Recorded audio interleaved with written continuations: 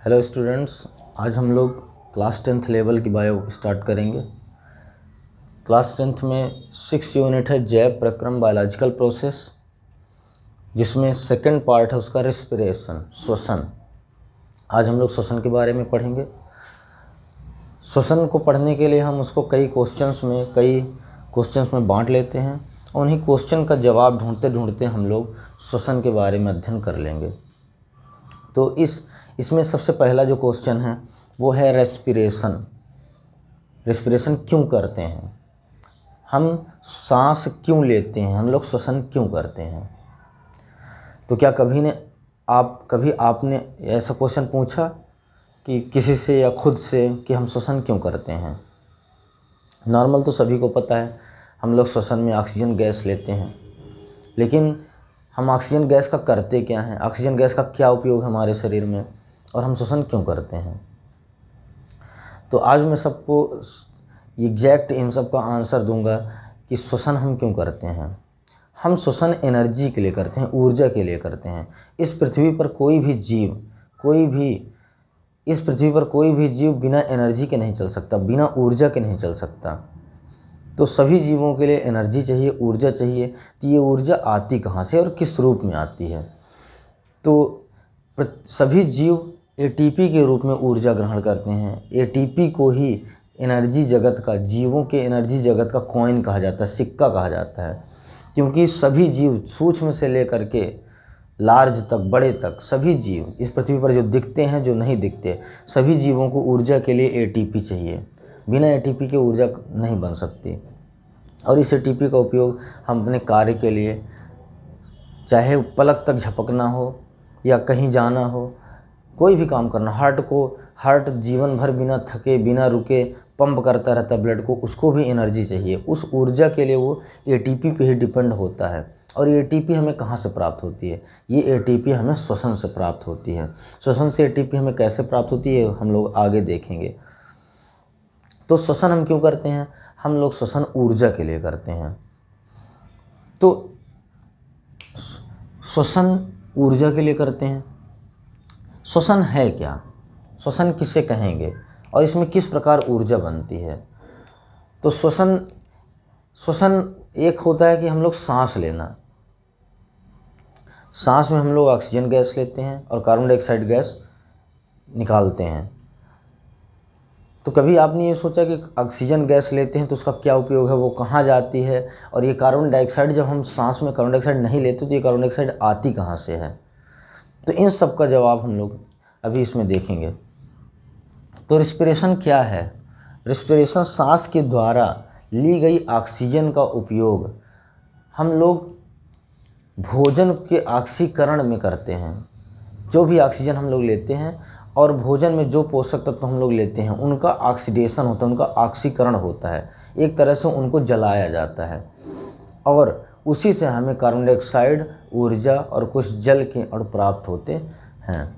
अगर इसका हम केमिकल रिएक्शन देखें रेस्पिरेशन का, तो इसमें भोजन जो हम लोग लेते हैं जिसमें पोषक तत्व प्राप्त होता है C6H12O6, इसको कहा जाता है ग्लूकोज।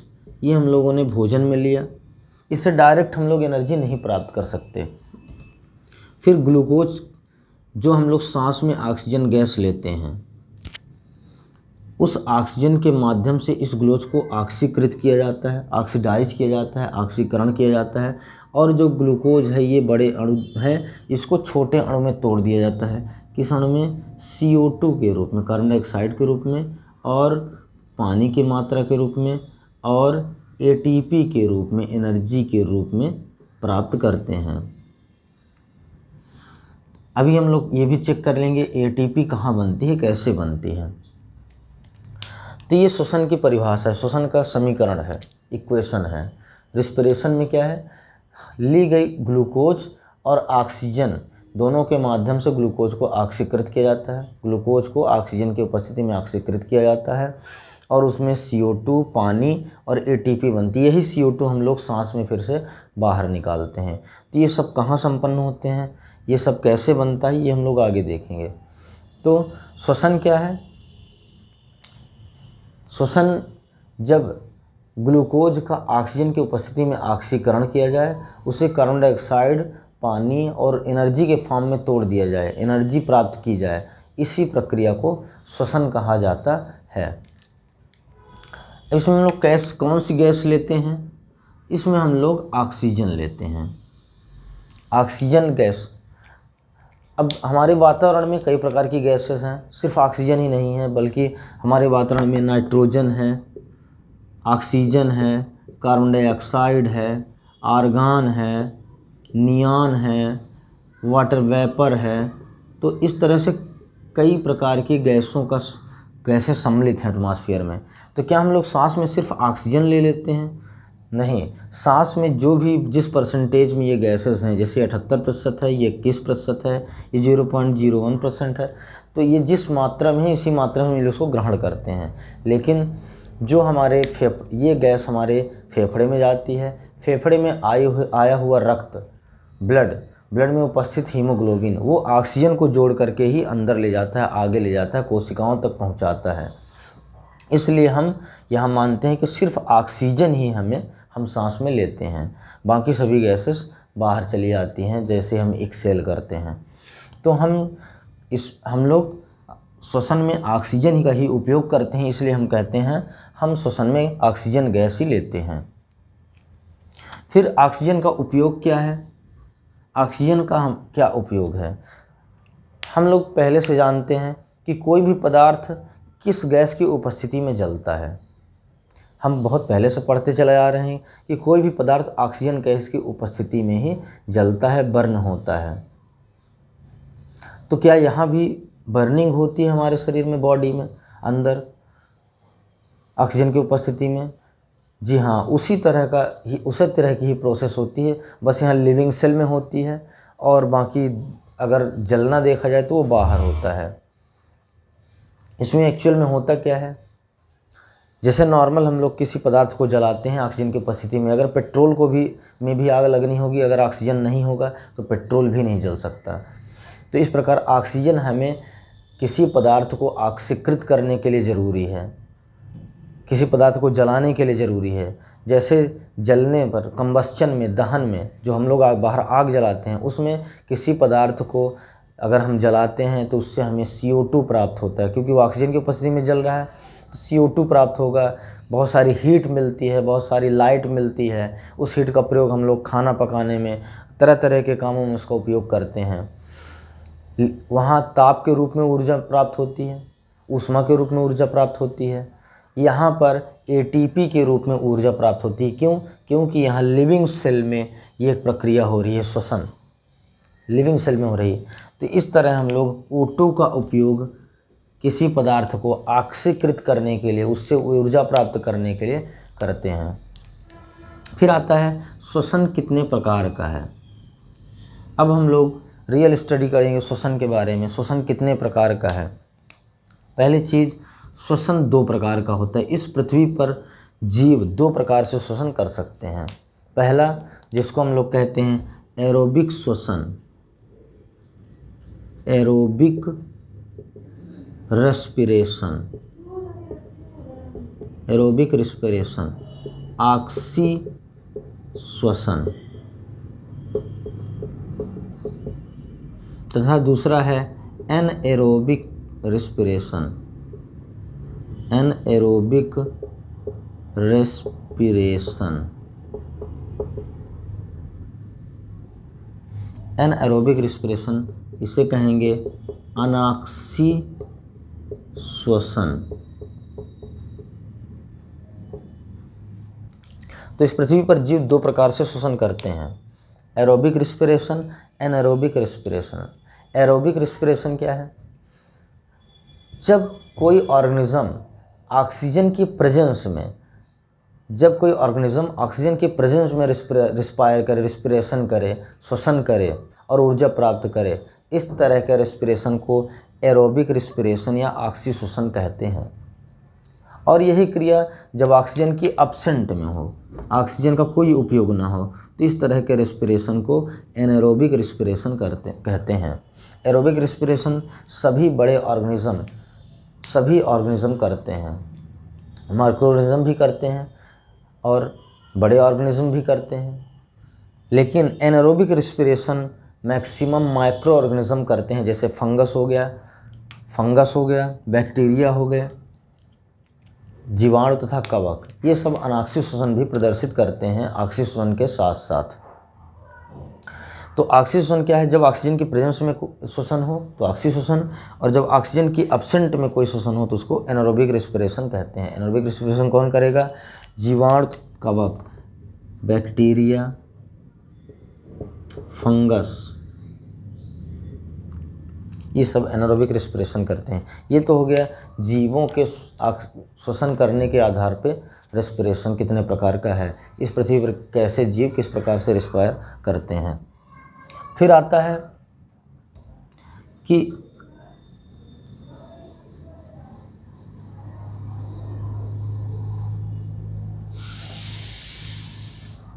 मानव में किस प्रकार श्वसन होता है।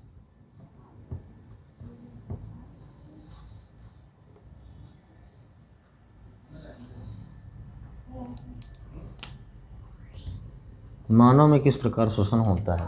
वैसे हम लोग थोड़ा रिस्पिरेशन की एक हिस्ट्री देख लेते हैं इंट्रोडक्शन के रूप में, कि सभी जीवों में किस तरह से रिस्पिरेशन हुआ। इस श्वसन, जो हम लोगों ने अभी श्वसन की परिभाषा पढ़ी, श्वसन का समीकरण पढ़ा, इसी तरह सभी में श्वसन होता है। लेकिन माइक्रो जैसे जैसे ऑर्गेनिज्म में विकास हुआ, डेवलपमेंट हुआ, धीरे धीरे एक रिस्पायरेटरी सिस्टम का विकास हुआ, श्वसन तंत्र का विकास हुआ, जिसमें कई ऑर्गन आते हैं। जैसे हम लोगों में नोज़ है, नज़ल पैसेज है, अंदर फेरिंग्स है, लैरिंग्स है, श्वासनली है, ट्रैकिया है, ब्रोंकस है, फिर फेफड़े हैं। चेस्ट रीजन में 2 फेफड़े गुब्बारे के आकार के होते हैं। तो ये रिस्पायरेटरी सिस्टम है।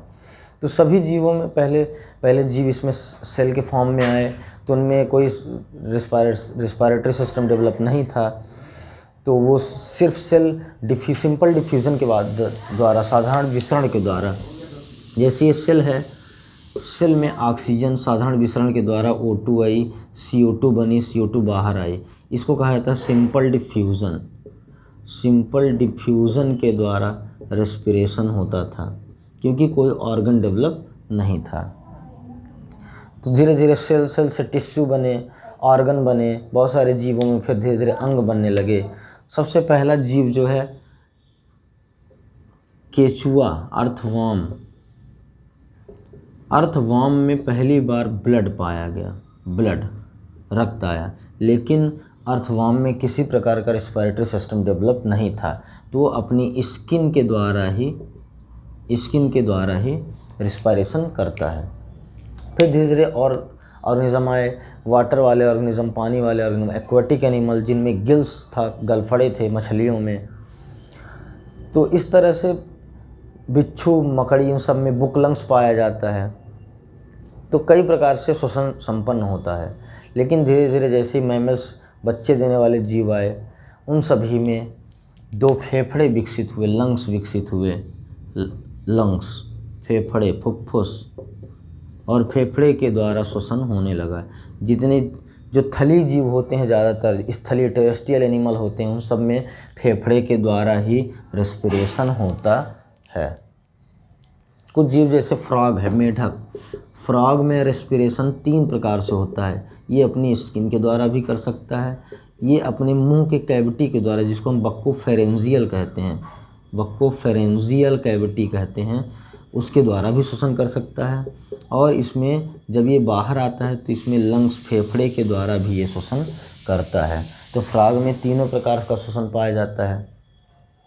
पक्षियों में फेफड़ों से जुड़ा हुआ उनका एक एयर सैक भी होता है, वायुकोश होता है, जो उनको उड़ने में भी मदद करता है।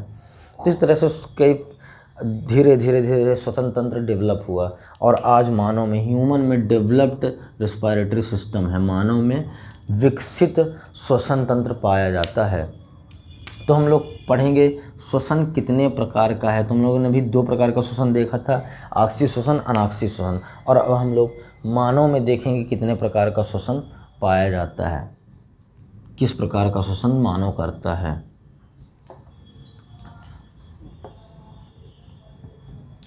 तो हम लोग देखेंगे ह्यूमन में श्वसन तंत्र, रिस्पायरेशन। मानव में श्वसन। मानव में श्वसन, मानव श्वसन दो प्रकार से करता है। एक जिसको कहा जाता है फिजिकल रेस्पिरेशन, फिजिकल रेस्पिरेशन, भौतिक श्वसन, भौतिक श्वसन। मनुष्य दो प्रकार से रेस्पिरेशन करता है। पहला है भौतिक श्वसन और दूसरा है केमिकल रेस्पायरेशन, केमिकल रेस्पायरेशन, रासायनिक श्वसन।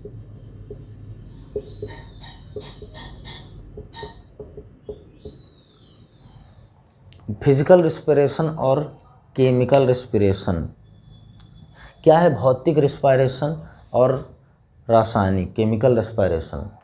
भौतिक किसे हम कहते हैं? जब कोई वस्तु हमें सामने दिखाई पड़ती है, उसको तोड़ दिया जाए, कोई चीज़ ऐसे ही टूट जाए, तो नॉर्मल जो चीज़ें हमें सब दिखती हैं वो सब भौतिक होती हैं। तो फिजिकल रेस्पिरेशन में क्या आएगा? फिजिकल रेस्पिरेशन में दो प्रक्रिया आएगी। एक सांस का लेना, इंस्पायरेशन कहलाता है, इंस्पायरेशन, अंतः श्वसन, और दूसरा सांस का बाहर निकालना जिसको कहेंगे एक्सपायरेशन, बाह्य श्वसन। इंस्पायरेशन, एक्सपायरेशन, अंतः श्वसन, बाह्य श्वसन। अंतः श्वसन क्या है? जब हम ऑक्सीजन को अंदर खींचते हैं उसे हम अंतः श्वसन करते हैं। ऑक्सीजन का अंदर लेना, फेफड़े तक पहुंचाना अंतः श्वसन कहलाता है। और फेफड़े से कार्बन डाइऑक्साइड का, ऑक्सीजन का लेना अंतः श्वसन और कार्बन डाइऑक्साइड को बाहर निकालना एक्सपायरेशन, बाह्य श्वसन कहलाता है। निःश्वसन भी कहते हैं, एक्सपायरेशन। इंस्पायरेशन, एक्सपायरेशन, ये दोनों ही किस में आएंगे? भौतिक श्वसन में आएंगे। और इस भौतिक श्वसन का दूसरा नाम है जिसको हम लोग कहते हैं ब्रीद करना, ब्रीदिंग। हिंदी में क्या कहेंगे? श्वासोच्छ्वास, श्वासोच्छ्वास कहा जाता है। यानी श्वासोच्छ्वास क्या है? ये एक प्रकार का फिजिकल रेस्पायरेशन, भौतिक श्वसन है जिसमें अंतः श्वसन तथा बाह्य श्वसन आता है। अंतः श्वसन में ऑक्सीजन गैस लेते हैं और बाह्य श्वसन में कार्बन डाइऑक्साइड गैस को छोड़ते हैं, निकालते हैं। तीत हो गया भौतिक श्वसन। तो मनुष्य पहले भौतिक श्वसन करता है, ऑक्सीजन को फेफड़े तक पहुंचाता है। फिर आता है केमिकल श्वसन, रासायनिक श्वसन। तभी हम लोगों ने इसकी रिएक्शन पढ़ी थी श्वसन की, जिसमें हम लोग ग्लूकोज को ऑक्सीजन की उपस्थिति में ऑक्सीकृत करते हैं। तो उसी को रासायनिक श्वसन, जिसमें कोई केमिकल रिएक्शन हो उसको हम रासायनिक श्वसन कहेंगे। तो ऑक्सीजन अभी फेफड़े तक, भौतिक श्वसन में ऑक्सीजन फेफड़े तक पहुंचती है, फिर वो ऑक्सीजन रक्त के माध्यम से, हमारी ब्लड के माध्यम से हमारी सेल तक जाती हैं और सेल में संपन्न होता है रासायनिक श्वसन। इसलिए हम केमिकल रिस्पायरेशन को सेलुलर रिस्पिरेशन भी कहते हैं, सेलुलर रिस्पायरेशन भी कहा जाता है। सेलुलर रिस्पायरेशन, कोशिकीय श्वसन, कोशिकीय श्वसन भी कहते हैं। यानी रासायनिक श्वसन को सेलुलर रिस्पायरेशन भी कहते हैं, क्योंकि रासायनिक श्वसन कहाँ संपन्न होता है? हमारी कोशिकाओं में संपन्न होता है। क्योंकि हम पहले से भी पढ़ चुके हैं कि सेल जो है हमारे शरीर की फंडामेंटल यूनिट ऑफ लाइफ है, फंडामेंटल यूनिट है। ये हमारी स्ट्रक्चरल यूनिट भी है और फंक्शनल यूनिट भी है। फंक्शनल का मतलब क्या है? यानी सभी कार्य, सभी फंक्शन हमारी सेल के अंदर ही होता है। तो यहाँ एनर्जी फॉर्मेशन, केमिकल रिस्पायरेशन भी सेल के अंदर होगा, क्योंकि सभी कार्य सेल करती हैं। हमारी बॉडी में सभी कार्य सेल करते हैं, हम नहीं करते, हमारी कोशिकाएं करती हैं। हमारे शरीर में खरबों रासायनिक श्वसन, जो रासायनिक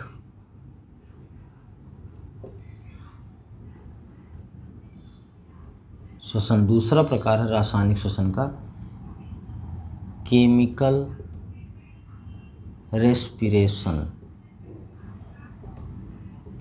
केमिकल रेस्पिरेशन, केमिकल रेस्पिरेशन को दूसरा नाम दिया जाता है जिसको हम क्या कहते हैं? सेल्यूलर रेस्पिरेशन, कोशिकीय श्वसन कहते हैं। कोशिकीय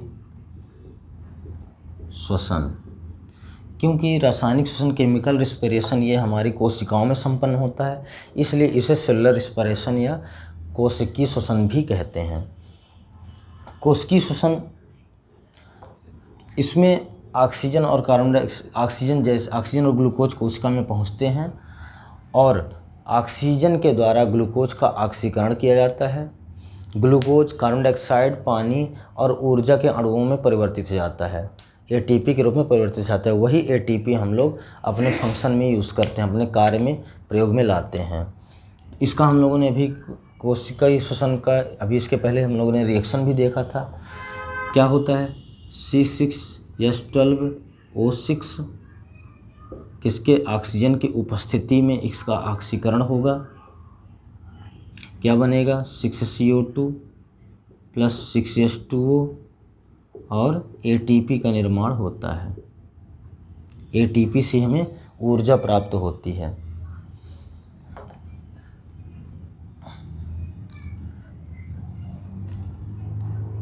ये श्वसन की केमिकल रिएक्शन है, कोशिकीय श्वसन की केमिकल रिएक्शन। सेलुलर रिस्पायरेशन, कोशिकीय श्वसन 3 रूपों में संपन्न होता है। कोशिकीय श्वसन 3 रूपों में संपन्न होता है। एक, जब ग्लूकोज ऑक्सीजन की उपस्थिति में पूर्ण रूप से ऑक्सीकृत हो जाता है और एटीपी का निर्माण होता है, कार्बन डाइऑक्साइड और पानी का निर्माण होता है। एक, जब ग्लूकोज पूरी तरह से ऑक्सीकृत नहीं हो पाता और कुछ मात्रा में CO2 और एथिल अल्कोहल बनता है C2H5OH और कुछ ही मात्रा में ATP का फॉर्मेशन होता है। इस प्रकार का श्वसन, कोशिकीय श्वसन, जिसमें ऑक्सीजन का उपयोग ही नहीं है, एक प्रकार का अनाक्षी श्वसन है। या इसी को किण्वन भी कहा जाता है, किण्वन भी कहा जाता है। और जब ग्लूकोज का पूर्ण रूप से ऑक्सीकरण ना हो, जैसे हमारी मांसपेशियों की कोशिकाओं में ग्लूकोज का पूर्ण रूप से ऑक्सीकरण नहीं हो पाता, तो हमारी मांसपेशियों की कोशिकाओं में लैक्टिक अम्ल बन जाता है, लैक्टिक एसिड बनता है, लैक्टिक अम्ल बनता है। इसी को हम कहते हैं फैटीग, थकावट कहते हैं। जब हमारी मांसपेशियों की कोशिकाओं में ज़्यादा दौड़ भाग करने पर ऑक्सीजन की पूर्ति नहीं हो पाती और ग्लूकोज का पूर्ण रूप से कंप्लीट ऑक्सीडेशन नहीं हो पाता, ग्लूकोज कार्बन डाइऑक्साइड और पानी के अणुओं में नहीं टूट पाता, तो लैक्टिक अम्ल का जमाव हो जाता है हमारी मांसपेशियों की सेल्स में, जिसे हम फैटीग कहते हैं, थकावट कहते हैं। और जैसे ही आराम करते हैं ऑक्सीजन की उपस्थिति में, फिर से लैक्टिक अम्ल जो है वो कार्बन डाइऑक्साइड और पानी में परिवर्तित हो जाता है, एनर्जी प्राप्त हो जाती है और हमारी थकावट दूर हो जाती है। तो इसको हम लोग 3 रूपों में देख सकते हैं, 3 रूपों में इसको हम देख सकते हैं। इसका हम 3 रूप बनाते हैं। सबसे पहले ग्लूकोज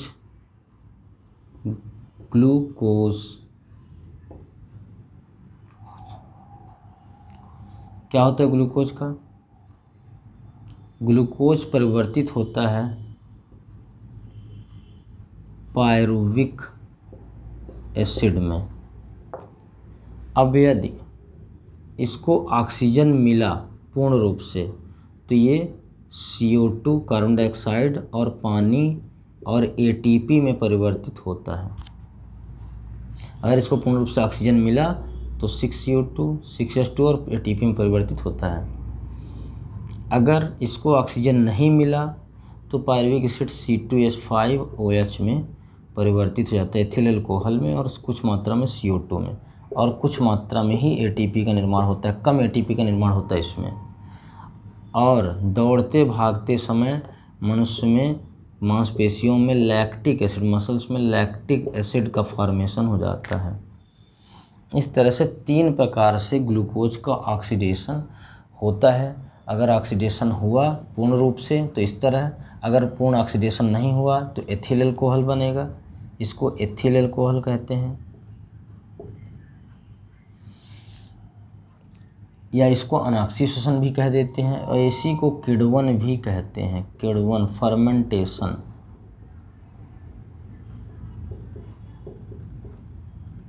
फर्मेंटेशन भी कहा जाता है। तो 3 रूप से ग्लूकोज का इस तरह से ऑक्सीडेशन या उसका टूटना होता है।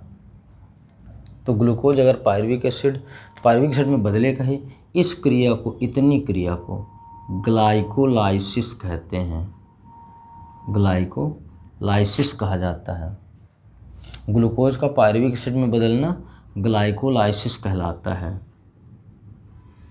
और पायरुविक अम्ल का फिर से इसमें बदलना, ये होता है क्रेब्स साइकिल में। ग्लाइकोलाइसिस, क्रेब्स साइकिल क्या है? ग्लाइकोलाइसिस जैसे ही ग्लूकोज कोशिका में पहुंचता है, कोशिका के कोशिका द्रव में, साइटोप्लाज्म में ग्लूकोज कोशिका के कोशिका द्रव में पहुंचता है, तो ग्लूकोज जो है पायरुविक एसिड में बदल जाता है। तो ग्लूकोज का पायरुविक अम्ल में बदलना, पायरुविक एसिड में बदलना ग्लाइकोलाइसिस कहलाता है। और फिर पायरुविक एसिड जो है वो कार्बन डाइऑक्साइड और पानी के अणुओं में टूट जाता है। ये होता है माइटोकॉन्ड्रिया के अंदर। पायरुविक अम्ल माइटोकॉन्ड्रिया में प्रवेश करेगा। माइटोकॉन्ड्रिया में क्रेब्स चक्र चलता है, माइटोकॉन्ड्रिया के मैट्रिक्स में, माइटोकॉन्ड्रिया के द्रव में। और उसी क्रेब्स साइकिल के दरमियान पायरुविक एसिड जो है कार्बन डाइऑक्साइड और पानी तथा ऊर्जा के रूप में टूट जाता है, एनर्जी के रूप में बदल जाता है, और उसी ऊर्जा का उपयोग हम लोग करते हैं। तो ये हो गया श्वसन के प्रकार, भौतिक श्वसन और रासायनिक श्वसन।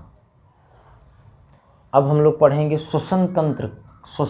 श्वसन कहाँ संपन्न होता है, कैसे संपन्न होता है, श्वसन तंत्र क्या है? तो मानव में, ह्यूमन में एक डेवलप्ड रेस्पिरेटरी सिस्टम है। उस रेस्पिरेटरी सिस्टम के बारे में हम लोग स्टडी करेंगे।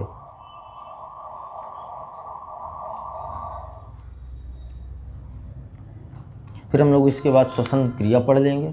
श्वसन क्रिया डिटेल में पढ़ लेंगे थोड़ा सा, कि कैसे कहाँ कहाँ संपन्न हुई।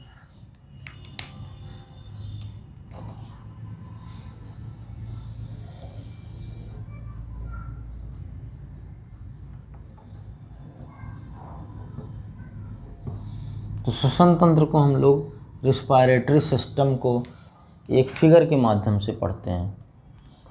रेस्पिरेटरी सिस्टम,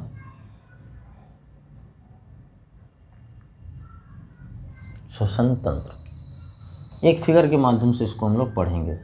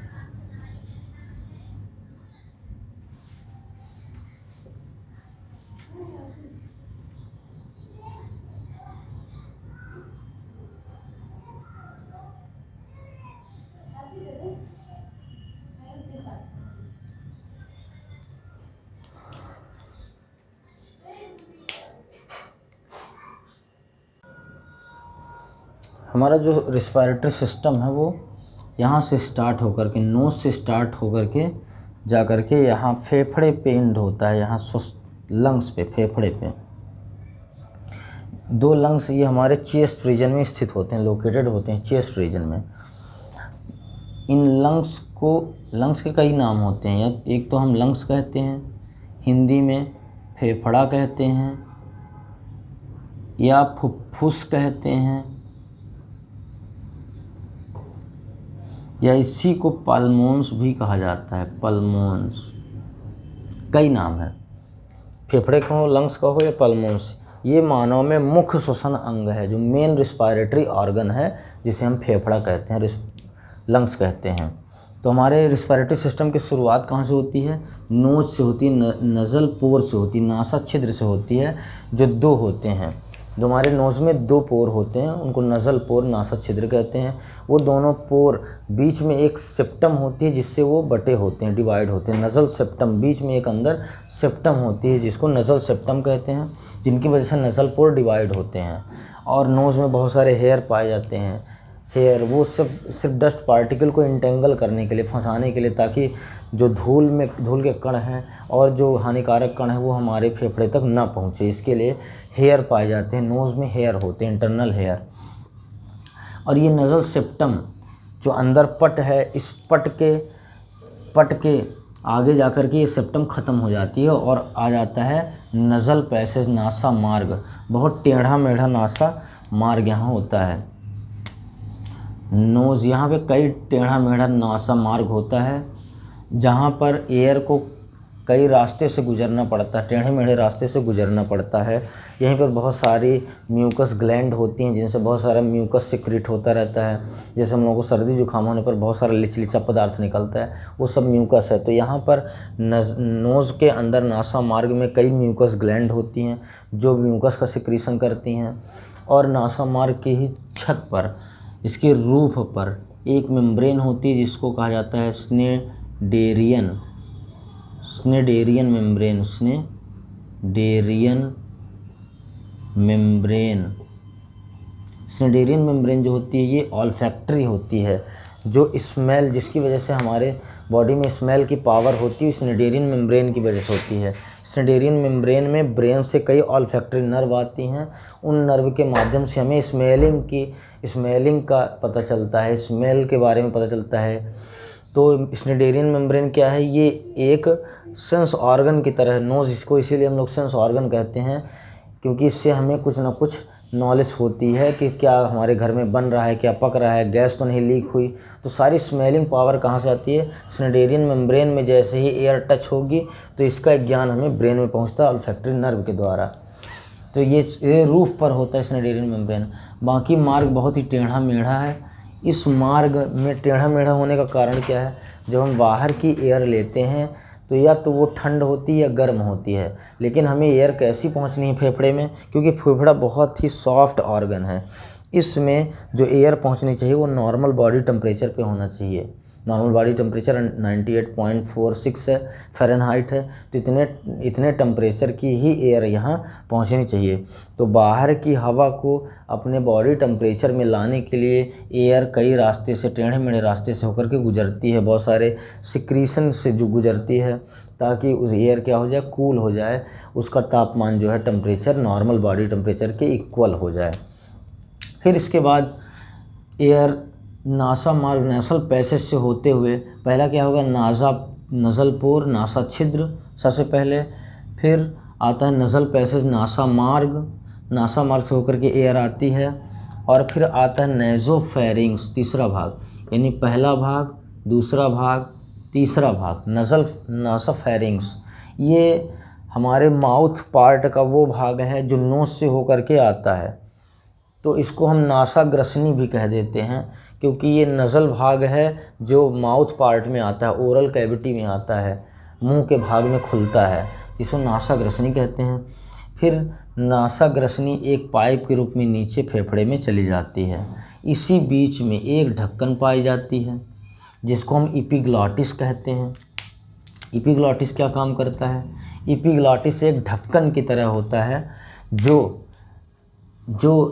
भोजन करने पर फूड को फूट जाने पर ये हमारे ट्रैकिया श्वास की नली को बंद कर देता है। तो ये ढक्कन होता है जो अनदर पार्टिकल को, जो अनवांटेड पार्टिकल हैं वो हमारे ट्रैकिया में श्वास नली में न जाने पाए, इसके लिए एक ढक्कन होता है। तो ये ढक्कन हमेशा खुला रहता है। जब हम सांस छोड़ते हैं तो ये खुला रहता है, सांस लेते हैं सांस छोड़ते हैं, लेकिन जैसे हम भोजन या पानी लेते हैं तो ये ढक्कन अपने आप नीचे गिर जाता है, बंद हो जाता है, श्वास नली बंद जाती है और भोजन हमारा इधर ग्रास नली में चला जाता है, वो एसोफेगस में चला जाता है। यानी भोजन करते समय ही बस एपिग्लॉटिस बंद होती है, बाकी हमेशा जीवन भर खुली रहती है। इसलिए बोला जाता है कि भोजन करते समय हमें बोलना नहीं चाहिए, क्योंकि बोलने की जो प्रक्रिया होती है वो फेफड़े से जब कार्बन डाइऑक्साइड गैस निकलती है तेज़ी से तभी हमारी आवाज़ निकलती है। यहाँ पर है अगला पार्ट है साउंड बॉक्स लैरिंग्स, जिसको कहते हैं लैरिंग्स कंठ साउंड बॉक्स, क्योंकि जब फेफड़े से हवा निकलती तभी आवाज़ निकलती है। तो जब आवाज़ निकलेगी तो एपिग्लॉटिस खुला रह जाता है, और उसी समय अगर भोजन का पार्टिकल यहाँ आ गया तो या तो तेज़ी से वो नाक में चला जाएगा या तो ये इधर जाने की कोशिश कर सकता है, तो इससे हमारे फेफड़े को नुकसान पहुँच सकती है। इसलिए एकदम स्ट्रिक्टली हमें बोलते समय या खाना खाते समय बोलना नहीं चाहिए, ताकि एपिग्लॉटिस इधर खुली रह जाएगी और भोजन के पार्टिकल अंदर चले जाएंगे। तो एपिग्लॉटिस हो गई, ये एक ढक्कन है जो श्वास नली का ढक्कन है, ट्रैकिया का ढक्कन है, जिससे गैस अंदर जाएगी, हवा ऑक्सीजन अंदर जाएगी। तो ये ढक्कन हमेशा खुली रहती है। फिर इसके बाद आते हैं साउंड बॉक्स लैरिंग्स जिसे कहते हैं, कंठ कहते हैं हम लोग, साउंड बॉक्स कहते हैं। पक्षियों में से बर्ड में से सिरिंग्स भी कहा जाता है, बर्ड में से सिरिंग्स भी कहते हैं साउंड बॉक्स को। तो यहाँ पर साउंड बॉक्स है, जब इससे हवा बाहर निकलती है तभी आवाज़ निकलती है। तो फिर उसके बाद एक नाल होती है, एक पाइप होती है जिसको हम लोग ट्रैकिया कहते हैं, श्वास नली कहते हैं, श्वास नली।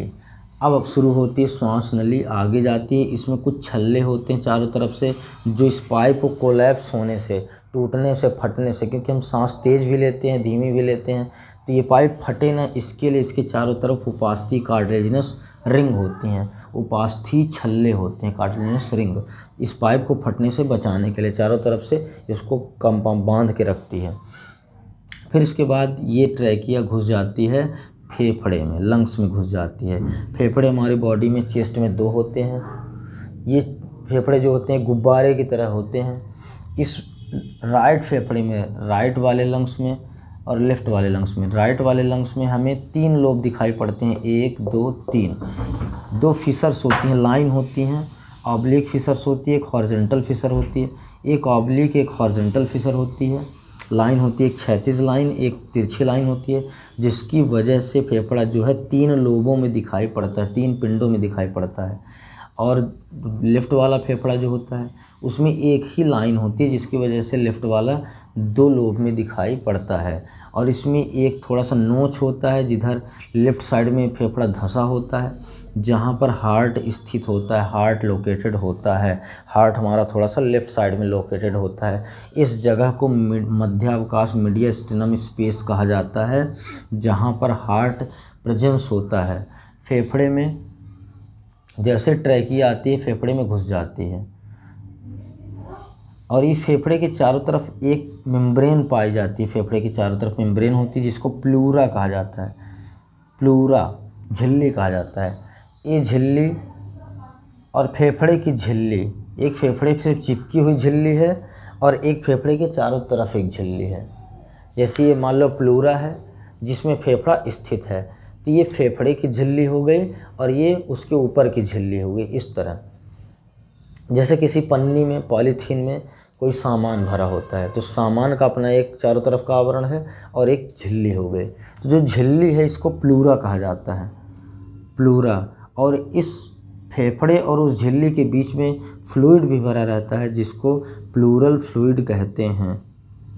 एक तरल पदार्थ भी भरा रहता है, क्योंकि फेफड़ा जब फूलता और पिचकता है तो उस तरल पदार्थ में वो, जिससे उसका घर्षण ना हो, फ्रिक्शन ना हो, जिससे उसको कोई नुकसान ना हो, इसी तरह से प्लूरल फ्लूइड जो है जो प्लूरल कैविटी में भरा हुआ है, फेफड़े और प्लूरा के बीच में, झिल्ली के बीच में भरा हुआ है, ये लुब्रिकेंट का काम करता है, स्नेहक का कार्य करता है। और यहाँ पर फिर है ट्रैकिया, ट्रैकिया घुसती है फेफड़े में, और प्राइमरी, जिसको हम कहते हैं प्राइमरी ब्रोंकस, प्राथमिक श्वसनी। जैसे ट्रैकिया फेफड़े में घुसती है तो उसका नाम चेंज हो जाएगा, हम क्या कहेंगे, प्राइमरी ब्रोंकस कहेंगे, प्राथमिक श्वसनी कहेंगे। फिर प्राथमिक श्वसनी फिर से छोटी पतली शाखा में बढ़ जाता है, जिसको हम लोग सेकेंडरी ब्रोंकस, द्वितीयक श्वसनी कहेंगे। फिर वो और भी बढ़ जाता है, पतली पतली शाखाओं के रूप में बढ़ता चला जाता है, तो प्राइमरी, सेकेंडरी, टर्सरी, तृतीयक श्वसनी, फिर सबसे अंतिम श्वसनी, और फिर इससे भी अंतिम सबसे जो लास्ट में श्वसनी आएगी, जिसको हम ब्रैंकियोल कहेंगे। तो ये छठवां हो गया, सातवां, आठवां, नौवां, 10वां, और ये फिर 11वां पार्ट। यानी क्रम से हम चलते हैं, पहले नज़ल पोर, नासा छिद्र, फिर नज़ल पैसेज, मार्ग, फिर नेसोफेरिंग्स, मुंह का भाग, फिर एपिग्लॉटिस, ढक्कन, फिर कंठद्वार, लैरिंग्स, कंठद्वार सब ट्रैकिया में स्थित हैं, छठवां। फिर सातवां primary bronchus, secondary bronchus, tertiary bronchus, terminal bronchus, और फिर आता है 11वां ब्रोंकियोल, और फिर 12वां आता है कूपिका, एल्वियोलाई। तो सबसे पहले हम शुरू से चलते हैं, नासा छिद्र, नासा मार्ग, नेसोफेरिंग्स, एपिग्लॉटिस, लैरिंग्स, पूरी ट्रैकिया है, ट्रैकिया में कार्टिलेजिनस रिंग है, फिर ये फेफड़े में घुस जाती है, फेफड़े में घुसने के बाद इसका नाम primary bronchus, secondary bronchus, tertiary bronchus, terminal bronchus, फिर लास्ट वाली ब्रैंकियोल, और ये छोटे छोटे गुब्बारे के रूप में दिख रही हैं, जिनको हम क्या कहते हैं, कूपिका एल्वियोलाई कहा जाता है। ये लास्ट भाग है जहाँ पर ऑक्सीजन हमारी पहुँचती है। तो कूपिकाओं में ही ऑक्सीजन गैस पहुंचती है। फिर यहाँ नीचे एक सेप्टम पाई जाती है, पट पाया जाता है, जो हमारे एब्डोमेन को और चेस्ट भाग को अलग करता है, जिसको हम लोग डायफ्राम कहते हैं, तंतुपट कहते हैं। डायफ्राम मैमल का मैमेलियन कैरेक्टर है, मैमल में ही डायफ्राम, स्तनी प्राणियों में ही डायफ्राम पाया जाता है। ये हमारे रिस्पायरेटरी सिस्टम है। नासा छिद्र से लेकर के कूपिकाओं तक। अब जो ऑक्सीजन हम लोग लेते हैं वो ऑक्सीजन कूपिकाओं तक वेन के द्वारा, सिरा के द्वारा पहुंचता है, धमनी के द्वारा पहुंचता है। धमनी और सिराओं के द्वारा रक्त यहाँ पहुंचता है। उसी रक्त में उपस्थित हीमोग्लोबिन ही ऑक्सीजन को जोड़ करके अंदर ले जाती है और कार्बन डाइऑक्साइड को यहाँ छोड़ देती है।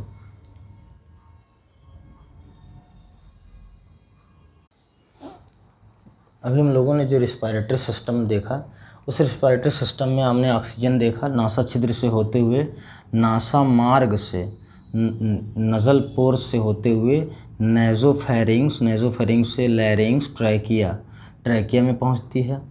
ट्रैकिया के बाद ये दोनों, ये ट्रैकिया जो नली होती है, श्वास नली होती है, श्वास नली हमारे फेफड़े में, लंग्स में प्रवेश कर जाती है, 2 शाखाओं में बढ़ जाती है, ब्रांच में बढ़ जाती है।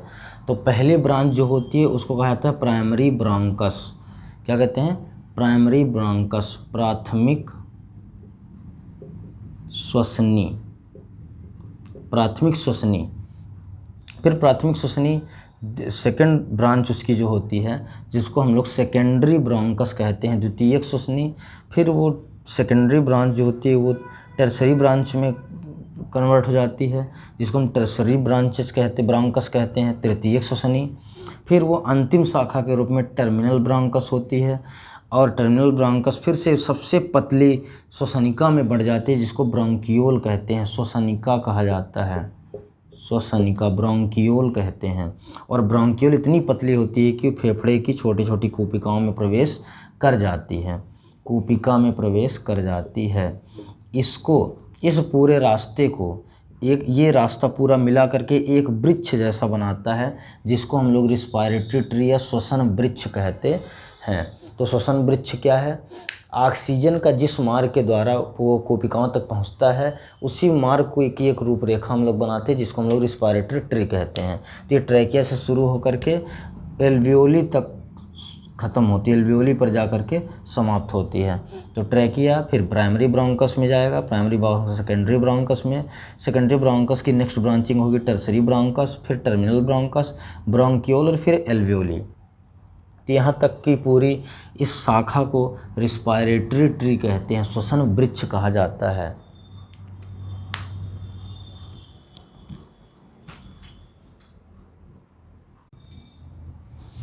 यहाँ हम लोग ऑक्सीजन का परिवहन देख लेते हैं, ऑक्सीजन किस तरह से हमारी कोशिकाओं तक पहुँचती है।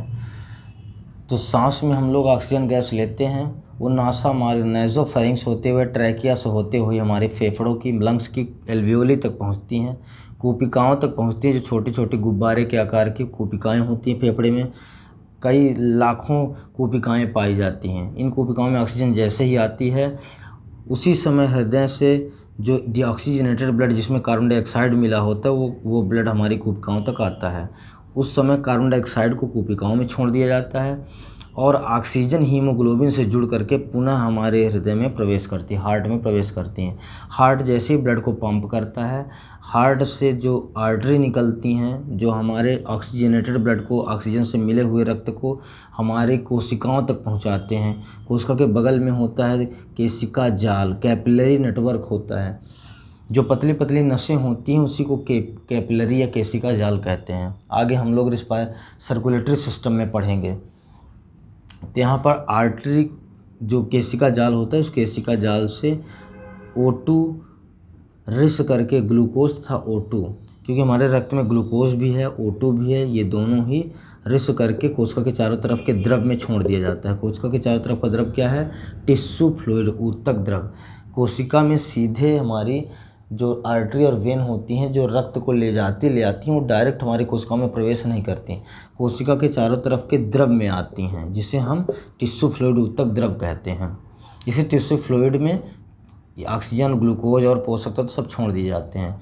फिर साधारण विसरण के द्वारा ऑक्सीजन हमारी कोशिकाओं में प्रवेश करता है और कार्बन डाइऑक्साइड उसी समय साधारण विसरण के द्वारा कार्बन डाइऑक्साइड हमारे फिर से केशिका में प्रवेश करेगा, केशिका से फिर से हृदय में आएगा, हृदय से फिर से कूपिकाओं तक छोड़ दिया जाता है। इस तरह कार्बन डाइऑक्साइड और ऑक्सीजन का ट्रांसपोर्टेशन होता है। ठीक, तो हम लोग ऑक्सीजन का, कार्बन डाइऑक्साइड का परिवहन देख लिए।